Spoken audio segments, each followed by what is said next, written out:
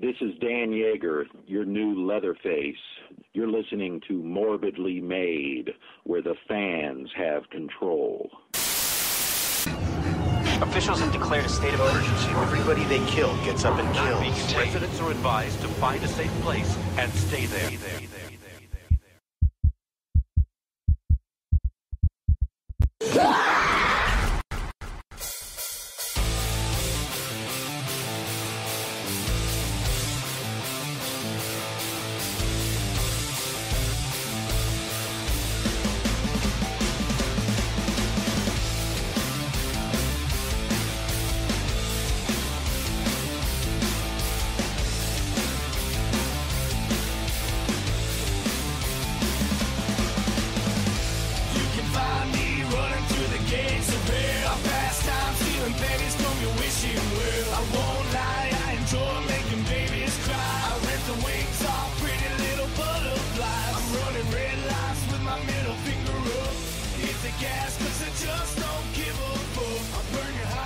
All right, we're the Morbidly Made, and we're back.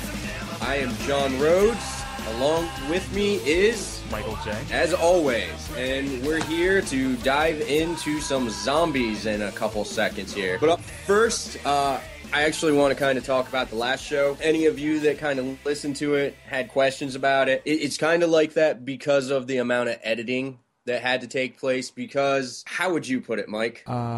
What part of the show are you talking about, sir? The fan interactive part where I was discussing the show of Cody. That. Well, there is going to be a piece of that's going to be the behind-the-scenes segment for this show. So. Oh, really? Yes, there is. All right. And the reason I had to, take a little bit of break, splash some water on my face, and contain myself is because I was a little nervous to interview Dan. So I figured I'll have some liquid courage. Johnny Boy hit the whiskey a little too hard there. Yeah, well, I had, I think, 2 glasses through my interview with Dan. I was doing good. We got into it with Cody, and I just was on a roll, and I kept going with Cody and with the drinks. And before I knew it, I was 4 to 6 drinks in, and don't really remember that segment a whole lot. You were really 4 to 6 drinks in? Yeah. Wow, dude. Between that, you're starting to remind me of somebody else that I used to work with who shall remain nameless. Well, you gotta learn somehow. You gotta calm the nerves, I guess, do whatever. But I'm gonna do better. I'm gonna do better with interviews. I'm gonna do better with interactive, and I'm gonna do better on not being as belligerent. Oh well, no, you did fine, sir. You're definitely not at that other person's level, so you're fine. All right, so today we're going to cover zombies in a little bit, but first and foremost, we have the Contagious Movie of the Week, which was Mike's pick. If he would like to get into that. I would, and it's a little film called Rites of Spring, which I watched on Netflix Instant because I don't have the DVD, unfortunately. From the beginning, I don't know if I was a little biased or what. I noticed in the opening credits A.J. Bowen is in the film, and from there I was sold because I love A.J. Bowen. I had him on Rabbit in Red when I was on Rabbit in Red. He was on Rabbit in Red twice. Just like a really cool, laid-back, like down-to-earth guy who will talk about really whatever he wants. So it's like I saw that he's in this, and I'm like, that's really awesome. The story was, I don't know about you, John, but for me, it took me a little bit to get into it because I felt that maybe I didn't know what was going on.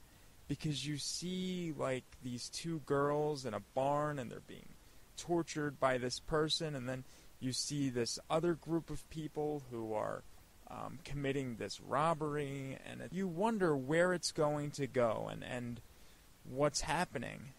Because it's like everything's separate, but then they all seem to merge, like, 50 minutes into the movie. Yeah, that was kind of the thing for me, is I was watching it, and I was literally just trying to figure out what the fuck was going on, because you had this whole kidnapping ransom story over here, and then you had this whole crazy old guy kidnapping beautiful women and torturing them in his barn, and I was just trying to figure out what the hell was really going on.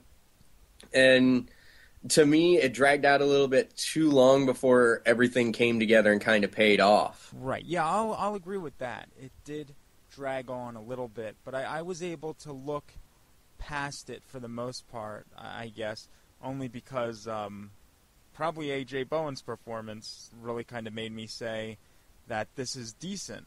I mean, if he wasn't in it, would I feel the same way? Probably not. He was pretty good in it. I mean, I don't really know him. You mentioned that, and I looked him up, and yeah, he was one of the better parts of it. I thought the old guy was pretty good, too, for however long he was in it. He was good at being both kind of creepy, but also came off as remorseful. Right, but he was very menacing, and I was wondering, too, what were they sacrificing? Like, was that, like, what kind of god was that? And that's another thing, too. When that, in the barn, that cellar thing, when that creature came out of it, what the hell was that, and where did it come from? That's another question that I have. Well, apparently, this is just me piecing it together. Whatever god or deity or whatever that's allowing them to have such great crops was pretty much being kept in this guy's fruit cellar, for lack of a better term. And he would just kidnap these women in the spring and feed them to him, to the creature. And yeah, I don't know. It was a movie. Well, there was a nice little splash of nudity in there from the one, which no, you were definitely right there. That was not a bad part of that movie. No, that was one of the bright spots, and well, that and A.J. Bowen were the bright spots in an otherwise kind of dull movie. But I guess it almost seemed kind of like, I don't want to really say it, but almost like an amateur attempt at this, because they spent too much time setting everything up. Whereas, honestly, they could have cut out probably a half hour of that and simply had the confrontation of the kidnappers in the building, the crazy woman come running in covered in blood, and then all hell break loose when the deity's there looking for a sacrifice. Yeah, it took a little long for the whole deity thing to manifest itself. Yeah. I mean, they were like just running, and then all of a sudden this thing comes up from the underground lair, or the underground dwelling, or whatever you want to call it. It took way too long for that to happen. The movie in itself was only like an hour and 23 minutes or 24 minutes, and I don't think you saw the deity until about 47 minutes into it. Yeah, you only got to see that thing for, like, what, 20 minutes? Yeah, and you know what? It wasn't even that. He popped up at, like, 47 minutes, but then he wasn't even on screen for the other half hour of the movie. It was, like, spits and spurts of just seeing him, and then that was it. Yeah, I mean, really, it just kind of seemed like the people took, like, a crime aspect, they took a little bit of Hostel, and they took a little bit of Jeepers Creepers and mixed it in and didn't do so correctly. Right. No, I think what they should have done was they should have focused on one aspect. Agreed. And just left it at that. Like, if you're going to do the deity thing, that's great. Focus on just the deity. That whole side plot of the heist did not even need to be there. Exactly, and that's why I said you could have just simply started it off with the confrontation, you know, during your credits, and then you get the woman being tortured by the old guy, breaking free, the deity coming after her, and, you know, have the rest of your movie be the basis of these terrible people that are trying to commit this crime and get away with this money, trying to outsmart this deity that's after its sacrifice. Right. So, on a scale of 1 to 10, what would you say you'd give this movie? I don't like that. A 3. Really? It wasn't terrible, but well, I'm debating between a 3 and a 4, but I'll go with 3 just because a 4 I might end up and watch again just to, like, was I right on that? Was it really that bad? You want to, what's the word? You want to validate your 4. Yeah, and with a 3, no, I have no intentions of watching this again. I won't. So I'm going to be a little more generous, probably because, you know, I find joy in almost anything. And like I said, A.J. Bowen was my pure joy in this movie. So just for the fact that he's in this film, I'm going to have to give it a 7. Okay. All right. And you know what? I'm sure there are some people out there that feel that I would give it a 10. But I can't be that generous, so I'm going to say 7. That would be ridiculously fucking generous on your part.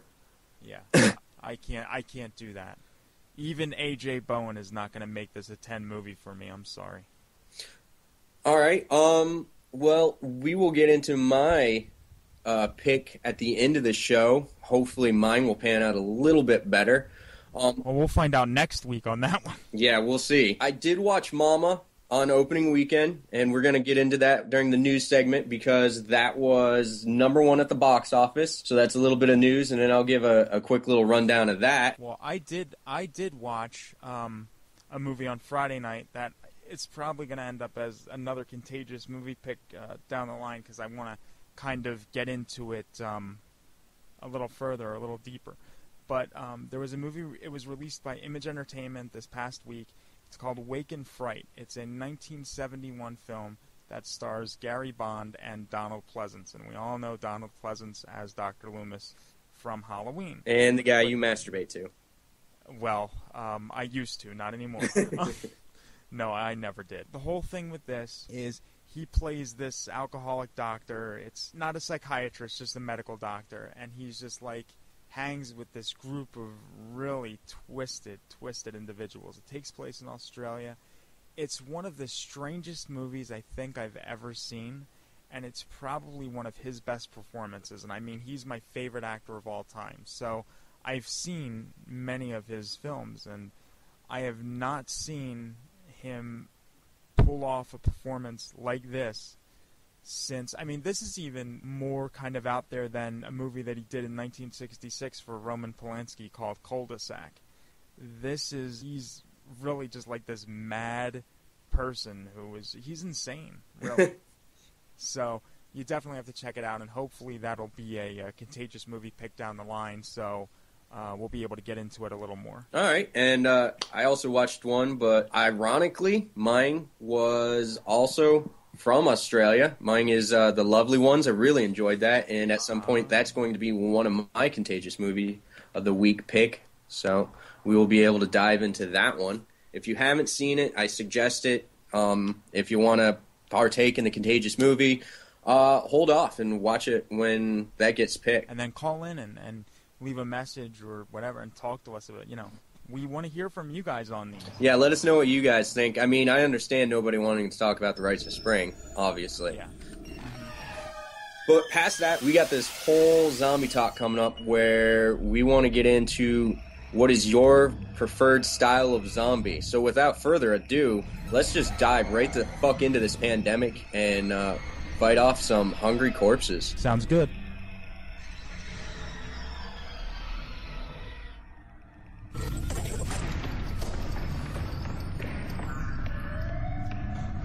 In case of a zombie emergency, a zombie never feels pain. Intimidation is not effective.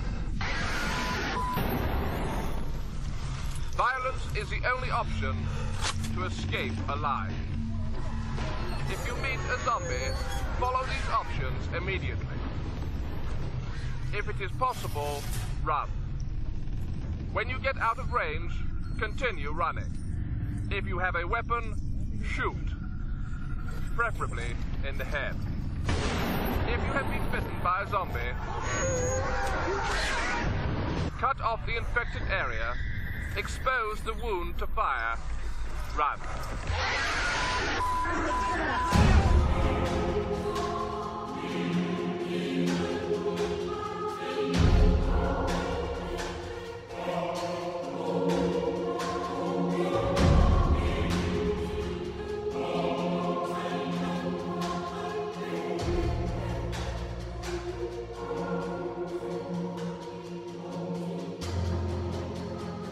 Alright, and we're back, and now the zombie showdown is about to begin with the, I don't know what the hell we're calling this segment, it's Zombie Talk. Zombie Talk, exactly. So, without further ado, let's begin. Alright, well, before we actually dive into it, we've got ourselves some callers. Right now we have Avery, Justine, who's from the pilot, our second caller, or repeat caller, and Cody, our other repeat caller. So thank you very much, gentlemen and ladies. Ladies, I say plural because of Mike. He's here too. So I am certainly a lady. All right, so Mike, let's start with you, buddy. What is your favorite kind of zombie? I'm probably going to get shot for this, but I like the good old-fashioned Night of the Living Dead Ramiro zombie, honestly. Good man. Now, are you talking like the 1960s or the remake? 1960. Well, the remake is not Ramiro zombie. So Yeah. I'm talking 1968, good old Pittsburgh-born Night of the Living Dead. That's what I'm talking about. Yes! All right. So, Avery, what's your favorite? I have to agree with Mike because I was originally going to say that also because you just, I don't know, when I was a kid and I first seen that movie, I was kind of terrified of them. They look more realistic than the CGI ones and the kind of Resident Evil ones. All right, cool. Cody, what do you got for us, buddy? Oh, I guess Mike stole my answer. I got to go with him on this. The old school Romero zombie, and just more believable. I mean, I never have cared for fast zombies. That really irks me. Like the Dawn of the Dead remake, 28 Days Later. Well, 28 Days Later. That's a whole nother ball game. Yeah, that's kind of a question in itself. Yeah. I don't really think it's even fair to call either of those films zombie movies. Okay. Justine, what do you have? Unfortunately, I haven't seen the original Night of the Living Dead, but... Oh my god. Dude, it's not on Netflix. I'm going to send you a copy. You need to watch it now. Okay. One will be in the mail tomorrow. Okay. Yes. Do it. Yes, I will. Oh, don't you worry. I will. Will you wrap it like a present? Anyway. Yeah. But I do like the 90s remake, mainly because that was the first zombie movie I ever watched. I watched it in 10-minute increments because it scared me so much. And then I had trouble sleeping for, like, I swear, a year after that. It was the scariest thing ever. And those, I think those are the best zombies. Traditional, shuffling, they'll eventually get you. They're scary. And more believable. I'm sorry, but I'm going to break the mold here a little bit, but not quite the same way as everyone's probably thinking as soon as I say that. To me, I like kind of like a realistic aspect. I think that you should have kind of a mix of both, because if you're decaying, you're going to obviously be very slow and shuffling, but if you're fresh, I'm thinking you're going to be moving kind of quick. Dude, they wouldn't have motor functions, though, or any control over them, really. I don't think they'd be able to run. They might be able to sprint or shuffle very quickly, but... Yeah, I agree. Unless they're genetically enhanced, like, I could see Resident Evil zombies happening, because they're really not zombies, per se. They're just, fucked up experiment.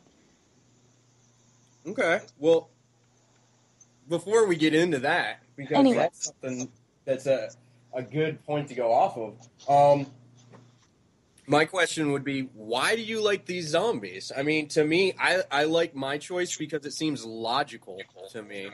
Well, see, I don't think it is logical, only because zombies are not meant to move like fast and they're not meant to be in your face. They're meant to be these like slums and slugs of a human being or a former human being that just kind of like mindlessly move about.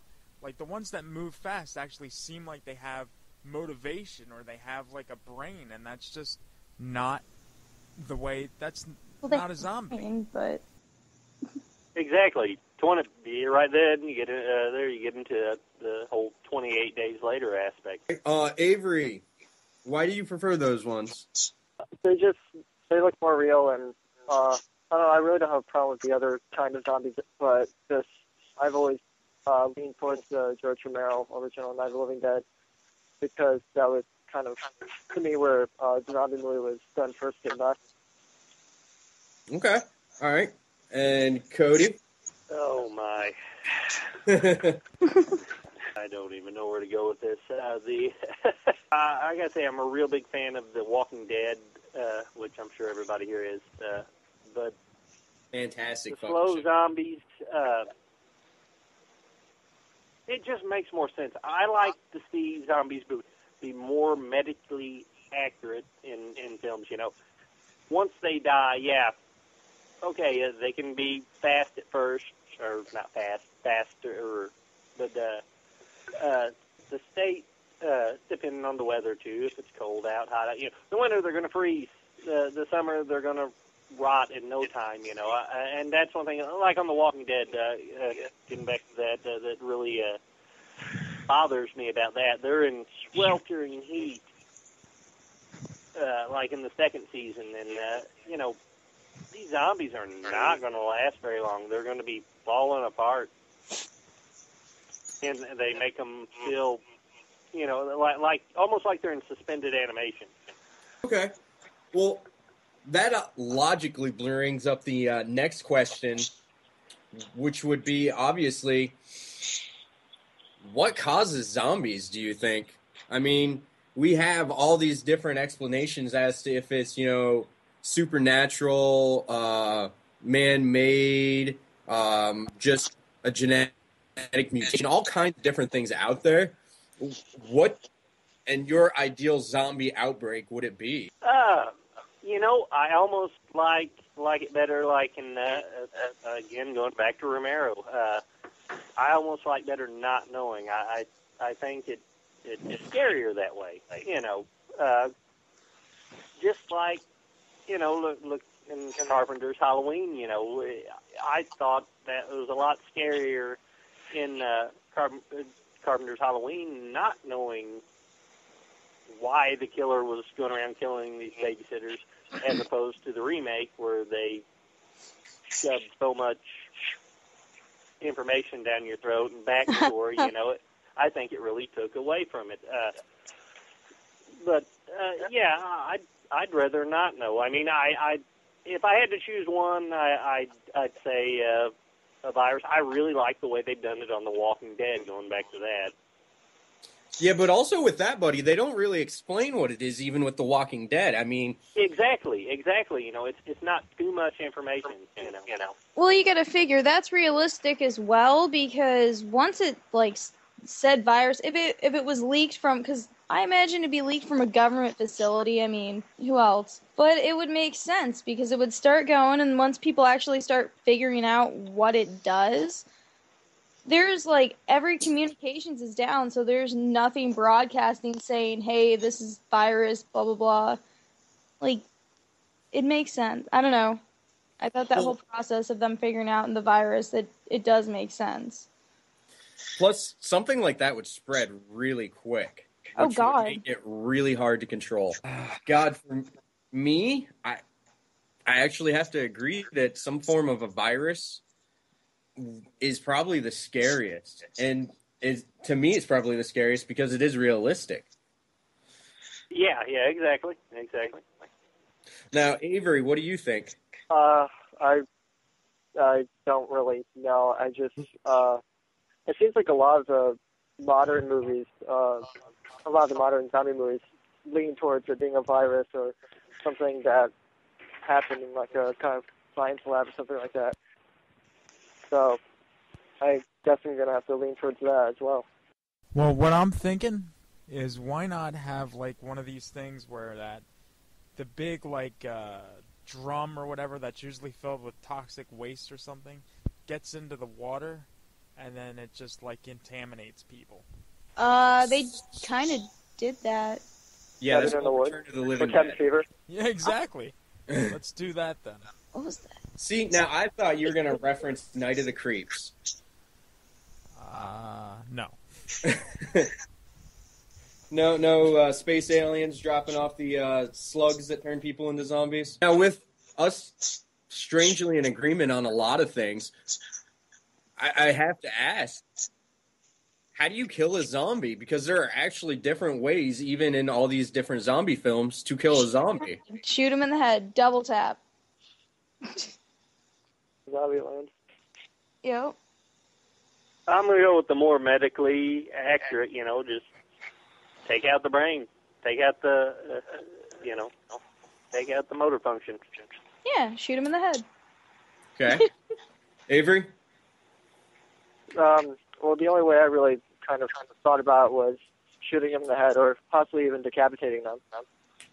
Well, I've seen movies, though, decapitation. I mean, if you watch the Living Dead movies and all the Night and Dawn and all that, they'll show severed heads that are still moving or working anyway. Well, yeah, but I mean, they have less of a chance of biting you, and you have more of a chance of getting away, especially if, like, your gun is running out of ammo. And He's got a point. Well, I think we should do kind of like what they did in The Evil Dead. Total body dismemberment. That would be fun. It's unnecessary, but we could just do that for fun. Yeah, I just want to see the blood fly all over the place. Just get a chainsaw. Now, see, that also brings up a problem, because if it's a virus, then you're just spreading the virus everywhere. Well, not really, because it only spreads if there's like a cut on the person that's doing the chainsawing and the blood gets inside a body orifice. It's kind of like AIDS. But instead you turn into a zombie. Yes. Zombie AIDS. Yeah. Oh, wow. All right. Well, hey, that would be a good title for a film right there. The worst STD you can get. Well, for me, I don't know, because it really depends on what kind of zombie, but to me, I mean, you either gotta fucking shoot them in the head, burn them, decapitate them, pretty much just completely destroy them, because they are such a dangerous predator. Unless, they could have a thing where you kill the head zombie, and then that turns everybody else back human. Yeah, that would be really fucking gay. Yeah. Well, no, I'm glad you said it, John. Yeah, sorry, not gonna really stand for that, because that'd be way too fucking Walt Disney. Really? Yeah. Yeah, sorry, buddy. Wait, they don't do that in House of Dead? Or House of the Dead? Oh, okay. So, this is actually kind of one of my guilty pleasures. I actually like House of the Dead. You are a terrible person. First it was the Nightmare remake. Now it's... Right? What is your problem? Well, look, here's my thing. I'm not going to defend it and say it's a great movie, because it's definitely not. But to me, it's fun, it's enjoyable, and you can sit back and laugh at it. Pretty much what I like out of it is definitely not the acting, it's not the effects. It's kind of like the direction and how cheap it is, and I know it's terrible. I just enjoy it for some unknown reason. I feel like beating myself in the skull repeatedly with a shovel right about now. Don't do that. Don't do that. I want to write them angry letters because their movie was so terrible. Mike, and they made a sequel. I know. He keeps trying to get me to watch it. It's not going to happen. I will freely admit that the sequel is not as good. Now, it's not as good, so it's like that means it's even worse, which means I definitely do not want to watch that. Come on, at least the sequel had Sid Haig in it. I'm sure that didn't save it. I didn't watch it, but I'm sure it didn't save it. Mike, you need to watch it. It's I thought it was better than the first. Not saying it's a good film by any means at all. Yeah, I'm not saying it's a good film. I'm just saying for whatever reason I enjoy it. I think all of us have that little guilty pleasure that we're not really proud of, but we still watch it. Halloween 6. Halloween 6. I heard that, Cody. Hey, you remember though, Mike, I'd be saying that I am the guy who doesn't like tattoos, yet has a thorn symbol tattooed on his wrist. And see, that's just a bit too fanboy for me. Actually, that you can edit this out. that was my bachelor party here a couple of years ago down at Bill Street in Memphis. Yeah, that was right up there with The Hangover, man. Well, see, that was my whole fanboy thing. That's a joke, because if anybody actually looks closely at my Facebook picture, I have a belly rocker that says, "What would Bruce Campbell do?" Oh my! I was wondering what that was. Yep, WWBCD. I was just afraid to click on it. All right, so getting back on topic with the whole zombie thing, All right. I think we should talk about what the worst zombie movie. You just want to talk about that, young lady, because you want to bash House of the Dead. House of the Dead. Well, yeah, besides that, because we've all established that movie's terrible. Okay, I'll throw one out here, guys, that isn't House of the Dead for worst zombie movie. And a lot of people aren't going to like this probably, but I'm going to say 28 Days Later, and not because I don't think it's a good film, because I find it watchable, but again, it's not technically a zombie movie. I really think they were. And it was promoted as one. Either. Honestly, yeah, I do agree with you there. I like. Yeah, the movie, I don't know. See, that's like an actual virus there. I'm not gonna lie, I forget how it all happened. It's been so long since I've seen that movie. Fucking PETA. That's how it happened. Fucking PETA. God damn PETA. See, this is why they should just shut up and eat meat. All right, Avery, what do you have for the worst zombie film out there? I'm gonna have to go with Land of the Dead. I like the movie, but I kind of feel like it could have been improved at some parts. I think that's the one where they have zombies walking in the water. Yeah, it is. Mike, what do you have besides House of the Dead, fucker? Dude, it's a bad movie. What can I say? It's really, really, really, really, really, really, really, really. I can't say enough reallys, but it's really bad. All right. That can be your pick then. All right. Yeah, it's got to be my pick. There's nothing worse than that movie. Okay, continue. Justine? I'm sitting here racking my brain for other terrible zombie movies that I did not enjoy. House of the Dead 2. And I haven't seen it yet. See, and I can't. House of the Dead just keeps popping up, but I know there's got to be something else out there. I can't talk. But there's got to be something out there that sucks too.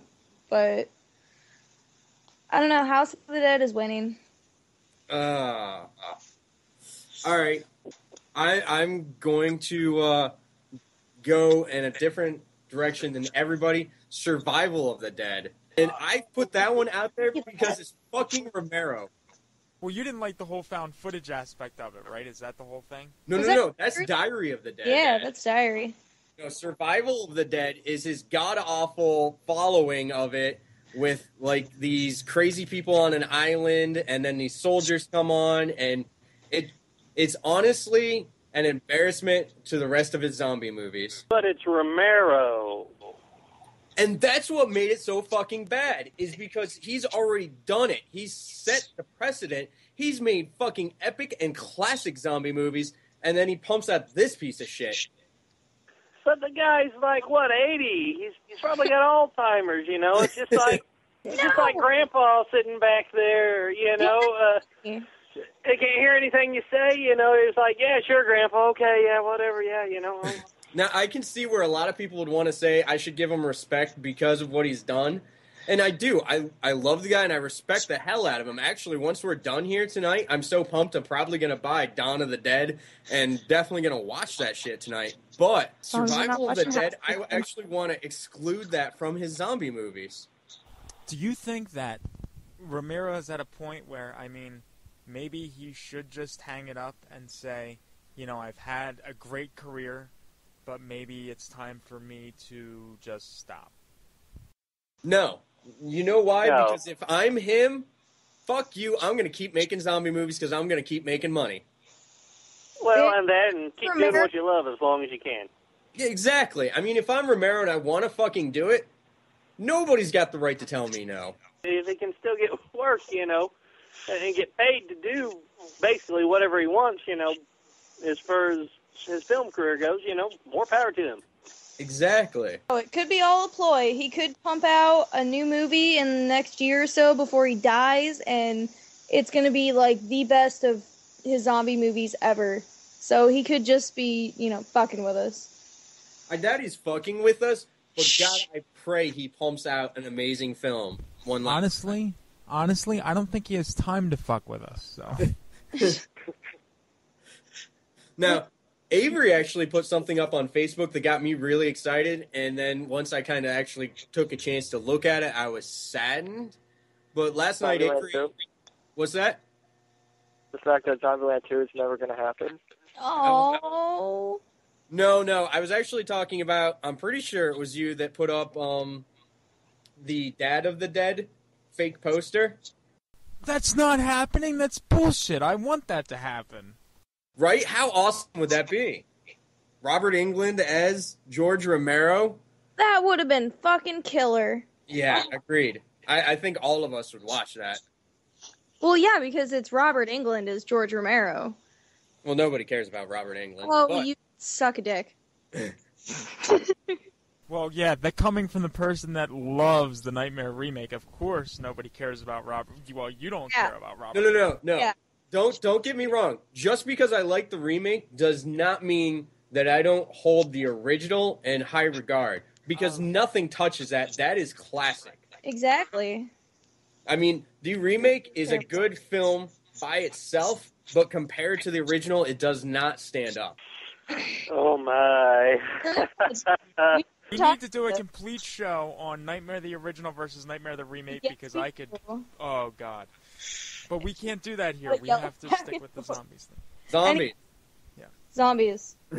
Okay. Zombies. Well, since we covered worst zombie film, what is the absolute best zombie film out there? Night of the Living Dead 68. It was the first that I've seen.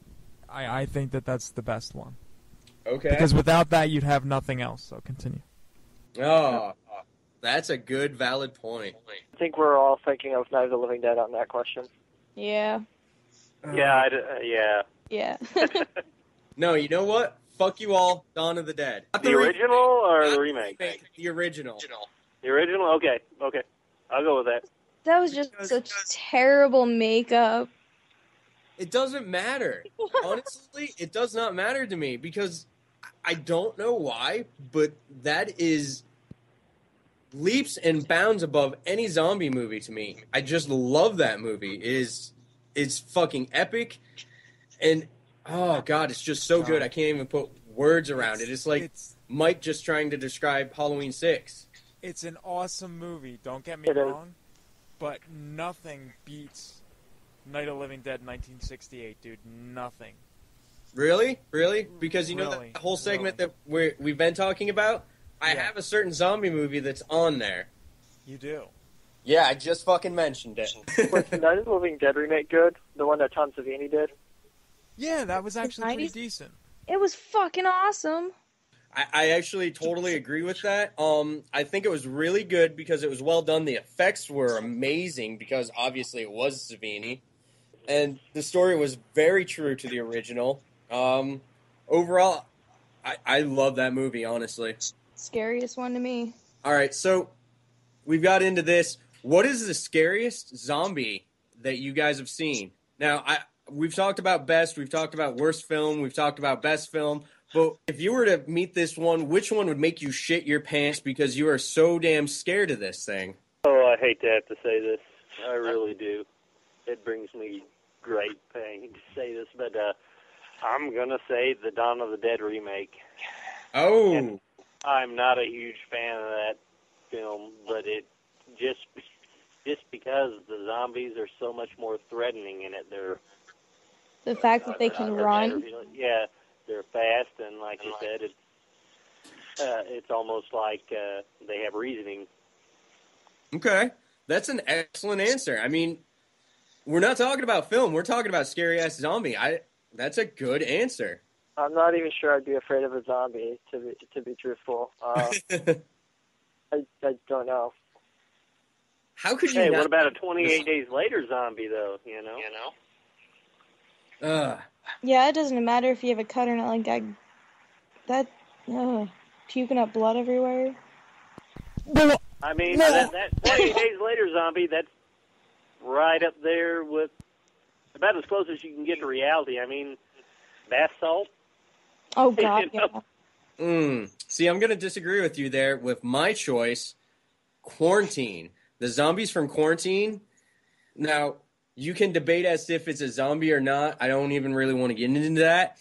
But to me, they are scary as shit. Jason Voorhees from Friday the 13th Part 6, Jason Lives. That's the first appearance of Zombie Jason. That counts. He is not a fucking zombie. That is the first appearance of Zombie Jason. It counts. Does he eat fucking people? He kills people. It counts. He doesn't fucking eat them. Zombies eat people, dude. That's... Well, they technically don't eat people. They just eat their brains, so... No, Well, not all of them. I See, mean, you've seen it. Yep. They gnaw on their fleshy bits. Yeah, see, Not just brains. that's a misconception right there that I want to fucking clear up, all right? Now, Clear the it up. brains, Return of the Living Dead. Past that, they just fucking ate people or anything. If you watch the original Night of the Living Dead, they're eating worms, anything. Yeah. And another misconception, a lot of people want to credit newer films for running zombies. Complete and utter bullshit. Watch Return of the Living Dead. They run. No, they move fast. I don't think they run. No, you watch that ambulance scene, they run right up and take everyone out, and then they actually, I don't know if it's that scene or a previous one, where they call for more cops. See, that's one that was the original. Yeah. See, that's one of the things I don't like. My zombies should not fucking talk. All right, that doesn't. No, I don't like that. Once they get talking or starting to remember like motor functions and using tools or weapons or stuff like that, you're humanizing them too much, and you take away from the scary for me. And I agree 100%. I like the idea of a person stripped down to their bare core, where they are nothing more than something that is driven to eat you. That is scary. Animal instinct. Yes. Yeah. But once you make them start talking or grunting or communicating in any way and then starting to use things like a normal person, no. You're making humanizing them, giving them a reason, And you can figure there's really no way that they would be able to evolve because their brain is rotting and deteriorating, so there's no fucking way. Mike, you still didn't answer a scary zombie.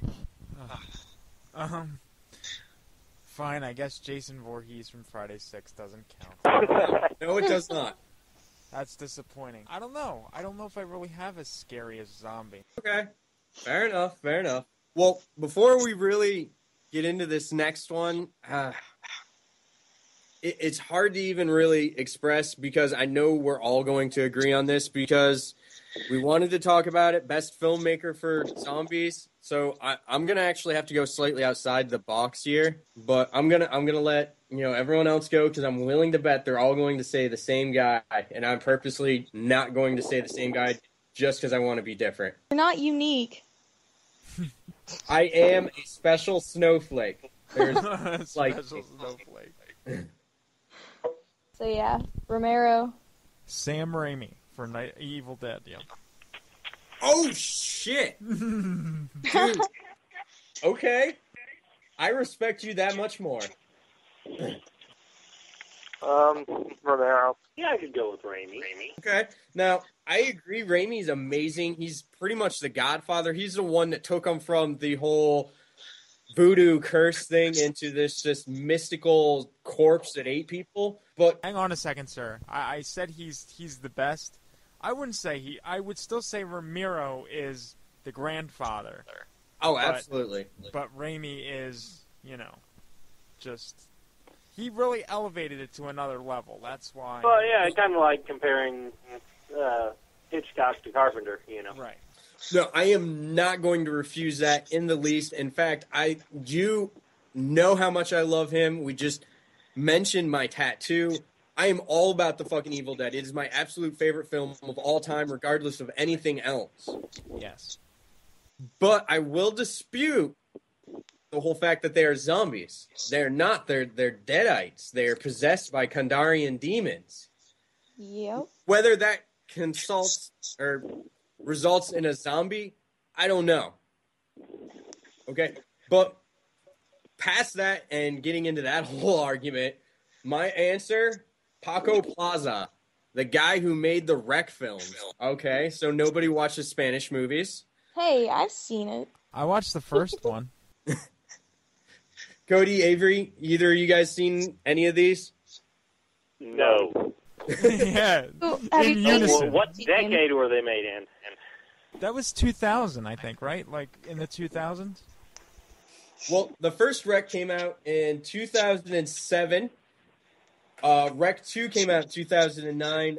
Rec 3, I believe. Oh, Wreck. Yes, of course.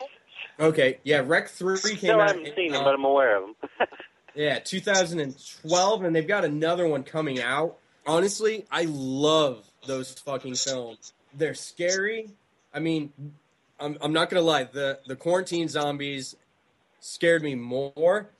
Just the way these films are done, I don't know. There's really something about them. I think they're great. Honestly, I think a lot of people need to pay a lot more attention. Yeah, no, I agree with that. I'll have to watch the other ones. Because like I said, the first one was decent, I thought, so I'll give them a shot. It was pretty good. I liked it. First time not everyone's trying to bash on John. Well, Yeah, because first time you ever named a good movie. Jesus. Oh, okay. Well, you know what? Ouch. Maybe everyone just needs to give the films that I'm saying are good another chance. House of the Dead is terrible. It's never going to terrible. Never going to give that but another it's chance. fun. It's a fun movie. No, it's not even fun. It's angry and it makes me mad. Is that the one with Ellie Cornell from Halloween 5? Yes, it is. Yes. She also has a cameo in the second one. Yeah. All right. Well, okay, here's maybe my thing. I'm huge into directors. I'm huge into shots. And I thought a lot of that was really ambitious. And I liked it. Now, people may want to crucify me because I'm actually saying that Uwe Boll had good direction. And trust me, this is the only film that I will say that. I think it is because it's his first, and I think it's because he was so ambitious with different ideas and just trying to make it cool. Granted, he didn't succeed, but I honestly want to say that's probably why I enjoy it so much. Dude, Uwe Boll makes movies for one reason. For a tax break. He said it. I hate that gentleman. I kind of like the guy. But that's just because I'm the kind of guy that likes things that nobody else likes. I think it's fucking cool that for publicity for one of his movies, everyone that hated him, he challenged to a boxing match. How fucking cool is that? Well, it's different, I'll give you that. And, you know, he probably just wanted to get his ass kicked or something. Actually, he kicked almost everybody's ass. So, granted, the one guy from Cracked, which is pretty much a trained MMA fighter, beat the living shit out of him. You can actually look that up on YouTube. He has quite a few of the boxing matches on there. But moving past German filmmakers and how god-awful 99% of their movies are, which if you haven't seen Postal, please check it out. It's really fucking funny. Yeah, it is. Somebody likes an Uwe Boll movie.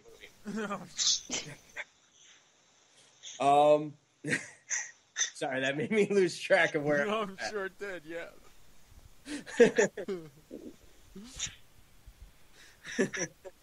Jesus. Come on, Mike. Keep it together. Keep it together, buddy. Just focus yourself. Halloween 6, Donald Pleasance. Come on. Focus. Well, don't do that. I'll get crying. Quick, somebody get this man his inhaler.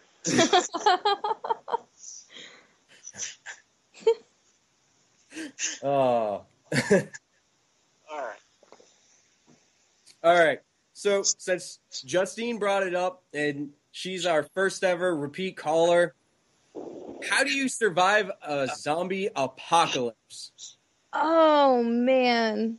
You wear tight clothes, and, dude, there's... Wait. Okay, no, there's an entire fucking list of things you need to do, okay? There's an entire fucking list. I'm trying to... Because I had the zombie survival guide. Ooh. Shush. I make a plan all the time. But there's just certain aspects, there's things you need to follow, there's just... Knives don't run out of bullets. Remember that. And learn how to use a bow. Remember that knives don't run out of bullets. Yeah. So I'm not fucking retarded. I'm pretty sure I can get that down. Yes, exactly. So saying knives are good. But, oh god. Dude, this would take an entire episode. I can't get into this. Sorry. It's detailed. Sorry. All right, well, Avery, you've been quiet for a little bit. Would you like to Would you like to go off from this one? I really don't know how I would survive a zombie attack personally. I don't own any guns.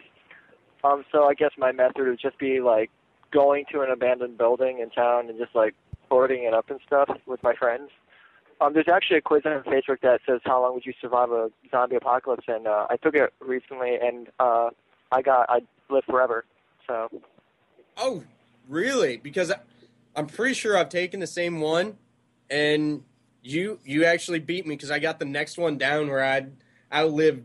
I think it said 90% of the zombies, but in the end, something would get me. So, congratulations. Thanks. All right, past that. Cody, how would you survive? Oh, about the same thing I do every day. Drink Hell, some I live beers out in the and shoot woods, some man. guns? I'd stay out of urban areas. I'd stay out in the woods, hopefully have a lot of ammo stockpiled, and sit here and just watch everybody else get eat. All right. Michael J., what Yeah, you got well, for us, buddy? Well, what I'm gonna do is I'm just gonna let the zombies overtake me because look, there's no use in me trying to run away because it's just not gonna happen. So No. See, here's the thing. I was actually just thinking about this, and you know what you could do? what could I do? You could find El Rey, and he could make you a badass set of gun legs. Gun legs. Oh, man, that is exactly what I was going to say. Yeah, but see, that's no fun. Then I actually have to try to fight to live. So. Come on, Mike, you got to. Well, I don't know. All right, I'll give that a shot. I'll probably live like maybe 1 or 2 days like that, and then I'll be dead. Okay. All right, well, I guess I'll be the asshole that actually goes a little bit into detail. I'm going to find slightly a nice place that's pretty well barricaded, probably my town's jail. I do own guns, not many, but hopefully enough. I'm not gonna put on tight clothing like a whore. However, once in the jail, hopefully I can find some of the riot gear, something like that to help protect me. And then you just gotta really pray to God they have some provisions in there. If not, you've got to figure out how to get out and get that. Somebody's stealing from The Walking Dead. Okay, but we'll continue. Oh, no. Fuck you, because I had that idea before. Now, granted, they probably did it before in the comic book. Yeah. But honestly, can you think of a better place to be? Not really. But if you were hungry, why don't you just chop off your arm and eat yourself? Just eat. You know what I mean? You could eat your arm, eat a leg. Mostly I don't eat these legs that much. Exactly. I'm more concerned about killing other people and staying alive instead of chopping myself up to try and stay alive. Well, then how about this? I'll sacrifice myself so that you can live. I will take it. Okay, good. I mean, I can't even say that I'd really cry for you, but I would appreciate the gesture. All right? Well, that's good. And I would take a note from your book, and every day on your birthday, I would I'd get a little cupcake and a candle, and I'd sing happy birthday to you. That's wonderful. See, I actually listened to the episodes. That's good. You'd have to do it on February 2nd, too, and October 5th to commemorate Donald, too, so do that. Yeah, I don't know if I'd go that far. Well, I'd be dead, so it wouldn't matter. Okay. Yeah. So, not exactly like you're going to come back. No. Because you'd be in my stomach. Can you imagine if they made a zombie movie in the future where zombies actually were slender and just pop up randomly? It'd be terrible. Oh, that'd be terrifying. Why would you tell me something like that? Oh, Jesus Christ, I don't want to talk about the next Ang Lee film. Oh, no. Dude, Slender Man scares the shit out of me. I'm sorry. And I zombies in there, and now... Oh, how am I going to sleep at night? Thanks. All right, well, let's stay a little bit focused. We've got a couple zombie movies coming out. Well, no, I lied. Pretty much one, and I'm not going to lie, I'll probably see it, but it doesn't look like a good zombie movie. So my question to everybody is, can zombies fall in love and turn human again? Yeah, I went there. No. But it's so cute. Yeah. I'll give it a chance because it seems like a halfway original synopsis. So, and plus the blonde chick in it, the female lead was the super hot chick from Take Me Home Tonight, which was an awesome 80s tribute movie. Thank you. See, Mike, you gotta watch that movie. It's a good movie. I will. I definitely will. I want to. Yeah, we were actually talking about her, and I was telling him how much that's actually a good movie. Oh yes, absolutely. But I'm kind of partial to 80s movies and any movies that pay tribute to them. Yeah, I'm not gonna lie, I kind of am too. I like how they cast the kid from That 70s Show in a movie about the 80s. Yeah, that was nice. I'm not gonna lie. I'm probably actually gonna watch it in theaters. It doesn't look great, and it doesn't look like a good zombie film, but it might be entertaining. I don't know. It looks like it'll be fun. I don't know. And if it's not fun, hopefully it's funny. It's got what's his name, Mike? You love him. Jamie Lee Curtis? No. Shit, no. Please. Ugh. I don't know who is in it. I don't even. Rob Corddry, right? Oh yeah, fuck yeah, right. That guy. He's funny as fuck. Okay, good. God, I toss you a fucking bone so you can go off on something and hopefully it's funny, and you do nothing with it. Well, no, I think he's funny, but he's not one of my favorite funny people. Oh, my bad. Okay, 4 words. 4 words there, Mike. Yes. Hot Tub Time Machine. Exactly. Great movie. It really is. But I think we're getting a little off subject again, and I really don't want to have a lot of rambling on different subjects, just because I want to stay focused and I want to avoid what other shows do. Thank God you said you finished that sentence with on different subjects. Yeah. No, because I actually like Hot Tub Time Machine too. Pretty sure everyone here loves The Walking Dead, correct? Yep. Yes. Oh, absolutely, yeah. Mike? I like the first season. Second season, not so much. This season kind of is better, so we'll see. Oh, okay. Can we all agree that this has pretty much changed the game? And when I say that, I'm not talking about zombies in general. I'm talking about kind of like horror in the mainstream. Absolutely, yeah. I'll go with that 100%. Now, with that being tossed out there, there's a lot of talk about getting more stuff out like that just because it's doing so well. So, is anyone actually interested in watching the rumored Zombieland TV series? No. Well, considering that you're only going to be able to see it on Amazon, which I think that's a little bit of a mistake. I really do. I think that you have to put it out there on a more valid network. But I don't know if it's going to work as a TV series. It doesn't seem like it'll work in that format. Well, see, I actually got a couple things on that. Now, for Amazon, I think that's really ambitious. I like it. I really think that's where a lot of things are going to end up going in the future. But I have to kind of agree. They're using what Zombieland was just to kind of make money. And no cast is returning. So pretty much they're probably going to remake the movie in the first couple episodes and then try and continue it. And to me, I don't think it'll work as a TV series. I mean, plus you already have Walking Dead. And I mean, Zombieland is just kind of like a funnier Walking Dead, basically. Yeah, most likely, probably what they're going to try and shoot for is like a Shaun of the Dead TV series, where it's funny and there's zombies and it's got these wacky characters, but they're from America because it's Zombieland, and one's all quirky and got lists about this and that, and I just don't think that it's actually going to pan out and be all that good. Will I check it out? I might. You know who would actually make a really good, like, funny zombie sitcom? Adam Green and Joe Lynch. Because think about Holliston, dude. Think about, like, zombies, but with Holliston. I actually don't know. My brain can't comprehend that. It would Two zombies living together. Well, okay, not like that, but that would be The dead fucking couple. cool. Actually, no, that Yeah, the dead couple. That's a good one. That might actually be entertaining. like a legit zombie sitcom. Zombies living in the world today, facing the same problems that we face.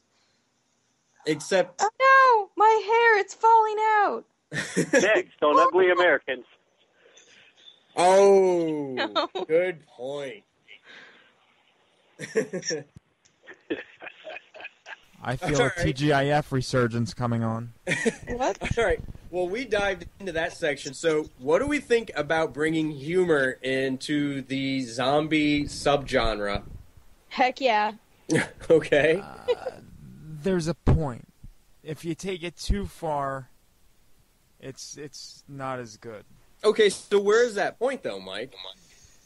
House of the Dead. No. I'm going to hold back the profanity. I'm remaining professional. It's okay. You can say it. Fuck you! Yeah, that's right. Swear. I mean, Shaun of the Dead, I think, was like the cutoff. If you go more stupid than that, I think you're in trouble. Okay. I kind of think, to an extent, it could work, but it's kind of like the slasher genre. It would work in the comedy would work in Scream, but it really wouldn't work in Halloween. So it really depends how it's written and how it's done. Very good answer, sir. You know, I'm going to say I was pleasantly surprised by Zombieland. But that being said, I think some of the comedy in zombie movies is just like Shaun of the Dead. I mean, we haven't seen sequels to either of those films, and I really do believe there's a reason. You know, it's kind of like a one-hit wonder thing. Really, where do you go from on that? You know. No, I agree. I think you kind of are able to hit good, and you're really funny. You bring up some original stuff, but I think it's kind of hard to continue down that road. Now, for me, Mike brought it up, so I want to reference Evil Dead 2. A lot of people love that one because it does bring in the slapstick humor. To me, it is not a zombie film. I've already said that.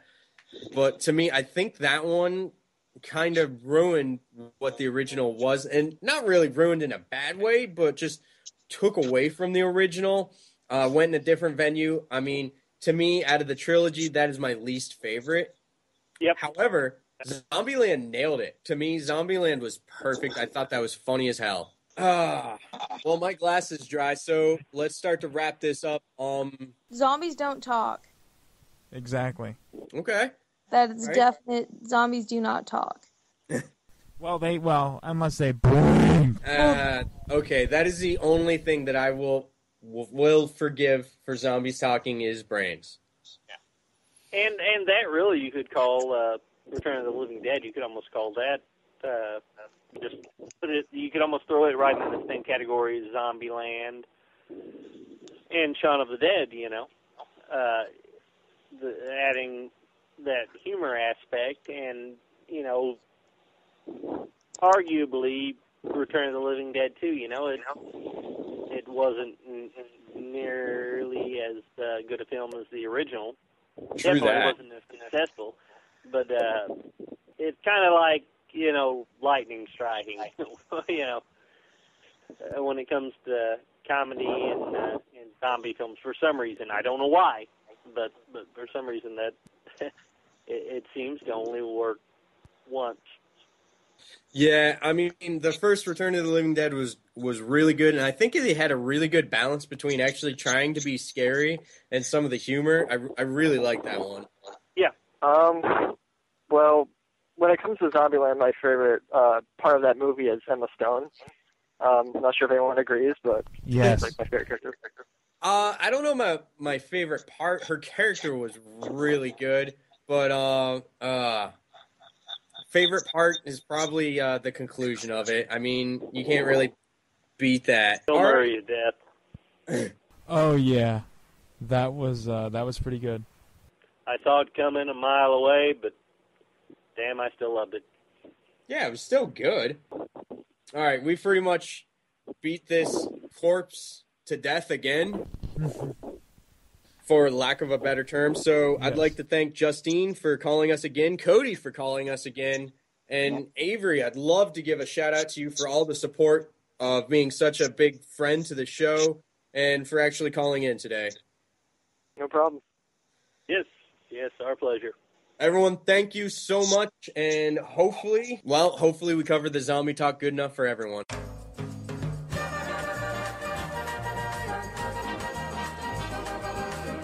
It's time for another Morbidly Made behind the scenes. In this clip from the Texas Chainsaw 3D discussion, John breaks up, literally, and admits to Cody that he may have had a little too much to drink. Let's listen. It's kind of in your face, and it puts a whole spin. Do you agree with that? Do you think that this kind of redefines love? Or what are your thoughts on it? I'm sorry, you were breaking up for like the last 10 seconds. Oh, shit. I wasn't even aware. Okay. Editing. Yeah. Don't worry. You won't hear this in the actual show. What did you think, Cody, of it? Because, I might have been a little too drunk to make it a good conversation, but it was a decent conversation back and forth. Hey, I'm right with you, man. Yeah. I think we had some good points made, so thank you very much for coming on. I'm a doctor of medicine and a tramp by temperament. I'm also an alcoholic.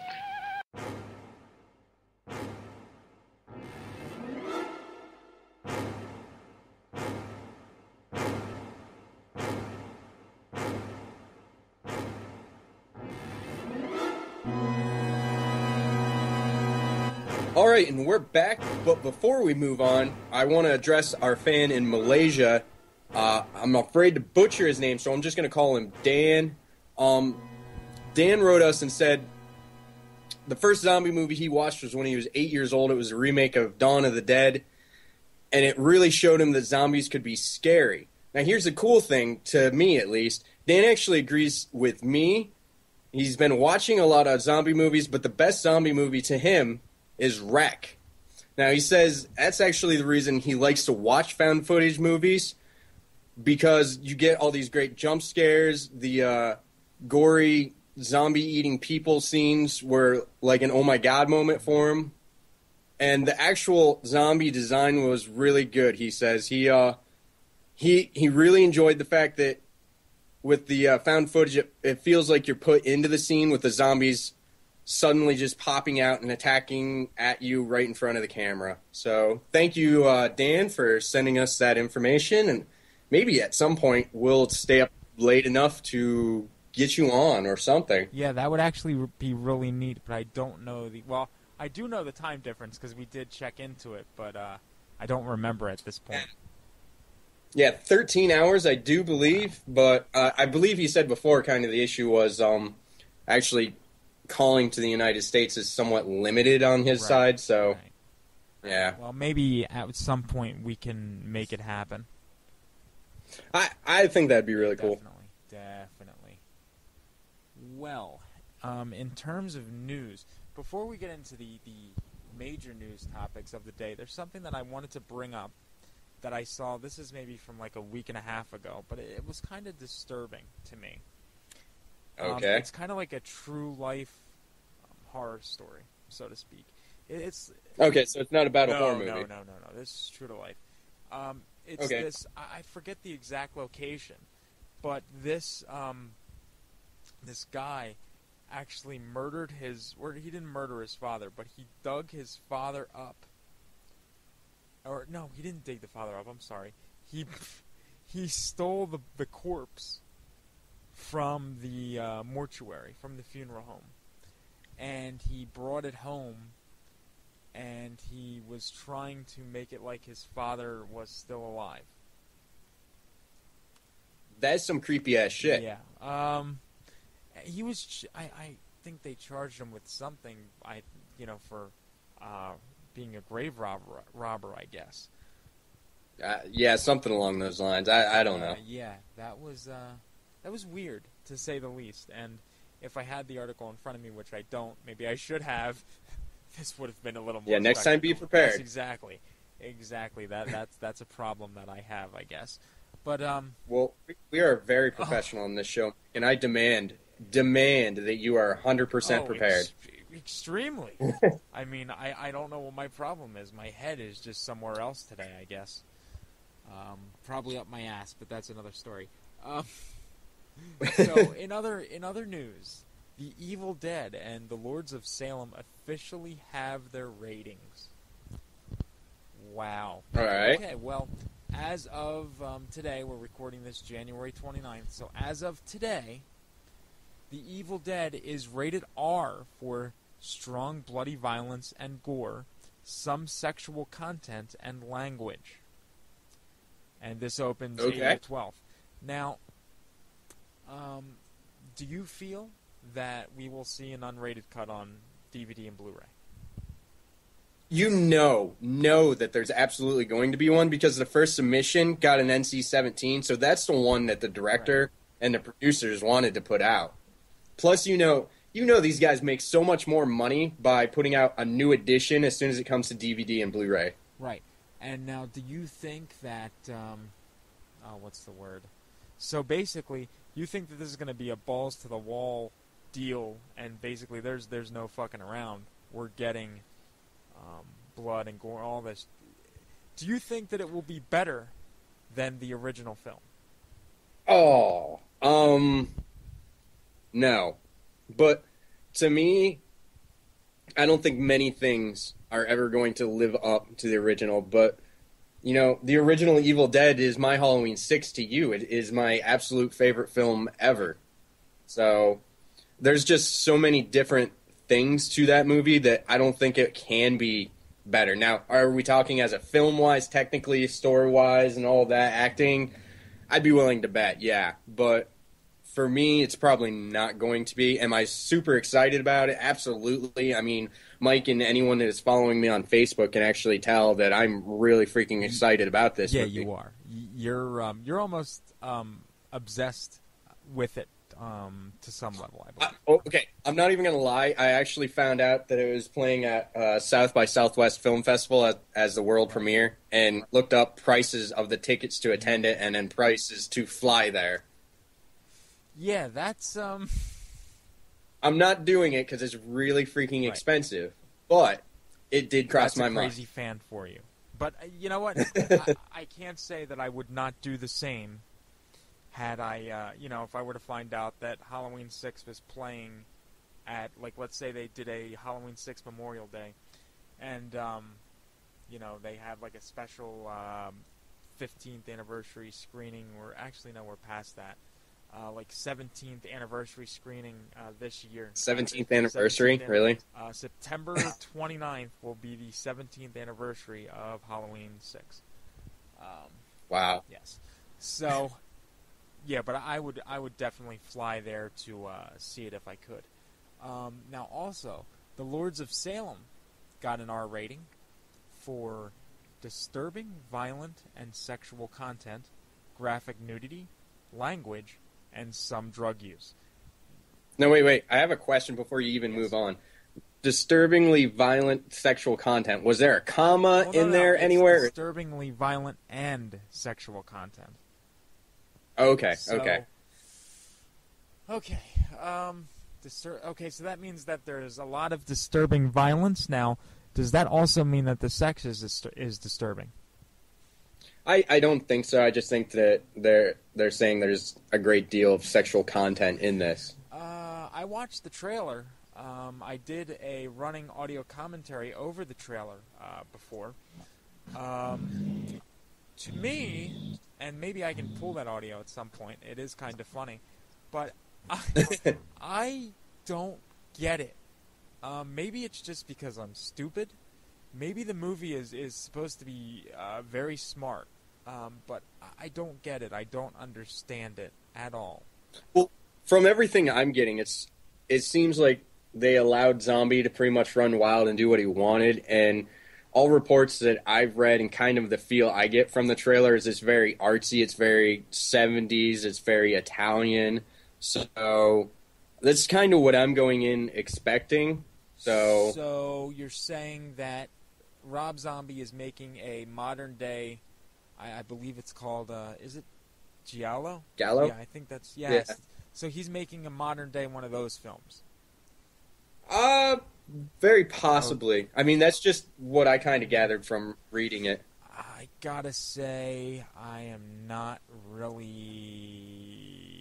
impressed. I mean, no, I'm not saying that I love Giallo film. Like, I like that type of filmmaking. It's very good. But, I don't know. I don't see Rob Zombie making a movie like that. It just doesn't feel... Well, I think Halloween 2 kind of proved that he can kind of start to go into that weird realm. But, I mean, the subject matter alone has me interested enough. I mean, there hasn't been a really good witch movie in a long time. So, I'm definitely willing to give this a shot. Well, wait, have you seen Paranormal Activity 3? Yes. Well, do you not remember that Paranormal Activity 3, it turned out that the whole thing was a witch's coven, and you saw the witches. See, I just took that more as like a cult thing. Yeah, but it was I mean, I took it as a coven because they were like a bunch of witches, I thought, you know. Yeah, I can see that, but I don't know. When I say like a witch's film, I mean like, you know, the classic witch, the hideous face and all that, and dark magic. That's just what I'm kind of envisioning. All right, well, here's something on another remake that got pushed back to October 18th. It was originally going to come out in March. The Carrie remake. Now, I have a problem. Because they're doing this viral crap. And I don't think that it's necessary, unfortunately. I don't. Now, what don't you like about their viral campaign? Because on their Facebook page for the movie, they're posting a physical education report card for Carrie. And here's a major problem for me. They're saying that Carrie's full name, it's not Carrie White, it's Carrie Etta White. Why are they calling her Carrie Etta? I want to get the book to see if Stephen King referred to her as Carrie Etta, because if he did, I won't have a beef. But I actually don't know. That is one of the few novels of his that I have not read. Well, now I want to read it because I want to find out. Because I see Carrie Etta White, and it makes me think of Henrietta from Evil Dead 2. Yeah. Well, I can tell you this. I think it was around Halloween they put up a viral where they gave a number, and my girlfriend actually called it, and it was really cool because what they ended up doing is they played a clip from the movie, right. And it just plays out like somebody calls her, and then you can hear her talking to you, and then all of a sudden you hear her mom in the background, and that was just a really cool glimpse. I enjoyed that. Well, that does seem interesting, but I don't think we need to go to the point where you're going to post a gym report card. I think that's a little stupid, but that's just me. Yeah, that's kind of lame. I agree. And I don't know if you heard about this, but Stephen King's Under the Dome is being made into a miniseries for TV. I thought I read something about that. I started reading this book. I have this book. I started reading it. It's a very long book. It's well over 1,000 pages. I'm looking at it right now, but I can't tell by the thickness exactly how many pages it is. But it is a hardback, so I would say if I were to beat myself repeatedly in the skull with it, I would probably get a concussion or die or something. So that's a good way of measurement. Yes, exactly. It's a 13-episode adaptation of the Stephen King novel, and Jolene Purdy, I have no idea who the hell she is, and no Nicholas idea. Strong are joining the cast, which includes Britt Robertson, have no idea who you are. Alex Koch, I don't know who you are either. Natalie Martinez, she's probably Hispanic, and Colin Ford. Probably. Yeah. And Colin Ford, I don't know, your last name sounds like a car. According to Deadline, Purdy will play a brilliant, eccentric engineer. I don't really care. At a radio station, who cares? She has unique skills. Okay, you can be an engineer at a radio station and have unique skills. Okay. That sounds strange. Right. Contact, whatever. So wait. Alright, so wait. I'm just coming to grips with this because like I said, I didn't read the whole book. I read maybe like the first 50 pages or so, and then I just put it down. It's called Under the Dome, so does that mean that like a dome gets put over a town and they can't get out of it? Yeah, and the majority of it's them trying to figure out the mystery of what the hell happened, why they're closed off, and all that. Okay, I can see now why this is going to be a TV miniseries. Well, I think that's kind of an interesting approach, and they're doing 13, so it's pretty much they're just running it as an entire season of a TV series too. Right. Yeah, I kind of like that. I find that a little interesting. It starts on CBS on June 24th, and it'll probably run, I guess, for 13 weeks. So something like that. Hopefully, it won't be a piece of crap. I don't know. I don't have a lot of faith in Stephen King TV adaptations because I just don't think that they're always that great. Hey, I don't know. Storm of the Century was really good. I enjoyed that one. So well, screw you then. Exactly. There's my problem. I'm just looking at this Warm Bodies poster or something, and I love the tagline, and it's probably been out there forever, but I just noticed it now. But Bros Before Brains. Wow. Right? Yeah, there's some real thinkers in that ad campaign. I hate to say it, but if Rob Corddry was not in that movie, I probably would not want to see it. Well, I actually don't know why I'm slightly intrigued to see it. I think it's just possibly to prove that I'm right, and it's Twilight, but with zombies. Well, good. Then you can see it, and you can, Well, it's not like I'm going to go out of my way. Most likely I'm going to end up being dragged to it, so. Oh, the girlfriend. That's unfortunate. Yep. Well, I have some I mean, it's non-horror news that I got to bring up because it's some releases for stuff. Well, not really, but are you a Star Wars fan by chance, sir? I'm not the biggest fan. I enjoyed them. Okay. Well, you did hear that J.J. Abrams is going to direct Episode 7, right? I did hear that, and I really don't think they could have chose a better director, honestly. I disagree. I think really, there's definitely a better director out there, sir. Who would that be? One of my idols. Kevin Smith, sir. I'll tell you why. Because Kevin Smith.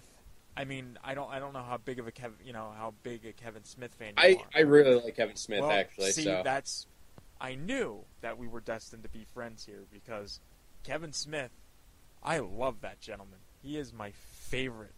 I love him. He loves Star Wars, sir. He loves it. Why wouldn't you give it to him? Do you think he would? I think it's honestly just. I guarantee he would do it. I think he would suck George Lucas's cock to do it. But I think the thing is that it's just his background and what he's done so far. I think that's probably why he's not been one of the major considerations. But Cop Out was such a good movie. Okay.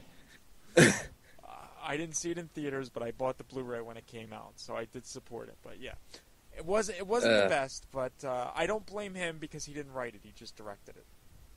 Yeah. And also, this blows my mind because the release window, the theatrical release window between theatrical and DVD release, seems to be getting smaller and smaller. Or it could just be because they're trying to capitalize on all the Academy Award buzz. But Zero Dark 30, which is one of the reasons that Texas Chainsaw 3D kind of just disappeared from the box office, is already set to be released on March 19th. Damn, that's You're quick. not kidding. You are not kidding. I mean, I didn't see this movie yet. I have a little interest to maybe check it out. So, but I mean, it has Jessica Chastain from Mama in it. So she seems to be popping up in everything since The Help. So. Well, I think she just, I don't know. I think she's hot right now. But I think that you're kind of right, because that seems even quicker. If I remember right, Texas Chainsaw 3D is not even coming out until April, and usually horror movies like that get pushed out kind of quick. You're kidding me. Where did you see a release date? Because I didn't even see a release date yet. One of our listeners actually passed it along to me. I believe he said it was April. Holy shit. Well, I'll be buying it then, because I didn't get a chance to see it theatrically. I'm actually going to buy it, too. Oh, dude, that's well worth a buy, I think. And I didn't even see the thing, but after hearing Dan talk especially if they have an unrated version, definitely get that. Do you think that they will? I would bet they will. Well, you know what? That's what we could talk about. Since I mentioned Jessica Chastain, I know you saw Mama, and I saw Mama. Yeah, it was number 1 a week ago. Yeah, and it was number 2 this past week. Yeah, we may have been wrong about that earlier in the show, but yeah. What were your thoughts on that? It was. Look, I went in thinking it was going to be horrible. Let's not pull any punches. I thought it was going to be bad, but it held my interest. I think that the acting was solid. I wasn't totally sold on a few things, and actually, a friend that I went to see it with brought up this point, and maybe you can help clarify it, John, because there was a scene where, Jessica Chastain's character, I forget her name at this point, but she leaves Lucas a message, her boyfriend, a message saying that she was heading up to the cabin or something like that, or maybe I got the two mixed up, but she's heading up to the cabin, and all of a sudden, there's no indication that he got this message. He just appears out of nowhere in the middle of the road. Well, no, actually, if you guys are paying attention, his dream sequence tied in, and he was already on his way there, or wandering around the woods or something like that by the time she called him. Well, that's a shame, because I was enjoying popcorn, so I probably missed that point. Yeah. Well, here's the thing with me. I mean, a lot of people are saying it was original and this and that. Honestly, as a big fan of horror, when you look at it in kind of a wide spectrum, it's not. You had a mix of creepy kids and kind of like J-horror ghost story. All right? There was a lot of Del Toro staples kind of going on, too, with like the kids and the butterflies and stuff like that. But the third act is where it really picked up. And it had some really good jumps, and there was jump scares, and there was some good tension throughout it.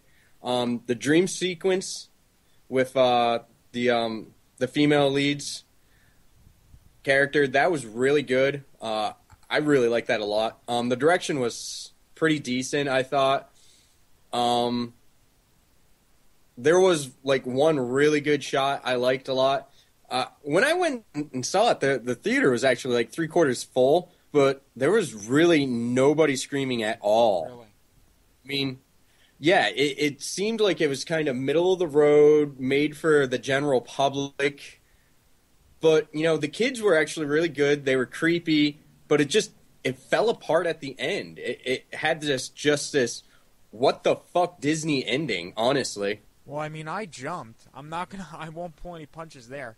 I jumped quite a bit, but that's only because, I do that. I jump like crazy. I'm nuts. But, I'm not going to lie. During the third act, like I said, there was some good jump scares. I jumped too. But the ending, it fell apart at the ending for me. I mean, I was literally sitting in the theater during the ending, and I just actually said out loud, "Really?" And half the people turned around and looked at me because I was just sitting there you're really going to fucking end it this way? I mean, I really don't want to ruin it for anybody that's interested in it, but, I mean, my rating, upon reflecting on it, I'm going to have to say a 4 right now. And as I've said before, 4 means I'll probably check it out again, but it wasn't quite good enough to pull it through. I mean, it was a little slow in the beginning. The third act was good, but the ending, it just fell apart. That's what killed it to me. Well, I'm going to be a little bit more generous. You give it a 4. I'm going to up it to a 6. A 6? I would say a solid 6. I'm not going to argue with that, so... I don't think I can give it more than a 6, but yeah, definitely a solid 6.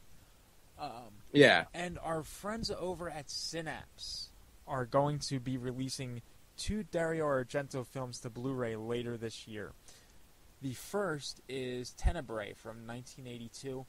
This is a film that has been... I mean, people have been clamoring for this to hit Blu-ray for a long time. I'm surprised Synapse actually picked it up, but they did. And also, that's good. Also, the 1985 film starring Jennifer Connelly and my friend Donald Pleasance called Phenomena, a.k.a. Creepers, is also coming to Blu-ray. I have a Blu-ray that was released by Arrow Video, which is a UK company. All their Blu-rays used to be region-free, so I could import it and it would play in my player. Now they're region B locked, so... that's not going to work anymore. But I don't know if I'll pick the Synapse one up because the Arrow Video has a lot of great features. So I'll see. If the Synapse and Arrow are identical, then I will not be double dipping. But if not, then I will probably double dip. And speaking of Donald Pleasance, the one last news item that we have, well, at least with this news, then we'll move to something else. Okay. This coming... Saturday, February 2nd, marks the 17th anniversary of the passing of Mr. Donald Pleasance. So, as you can tell, for me at least, I know people listening probably are laughing now and will not observe it, but I will be observing Mr. Pleasance's death this coming Saturday.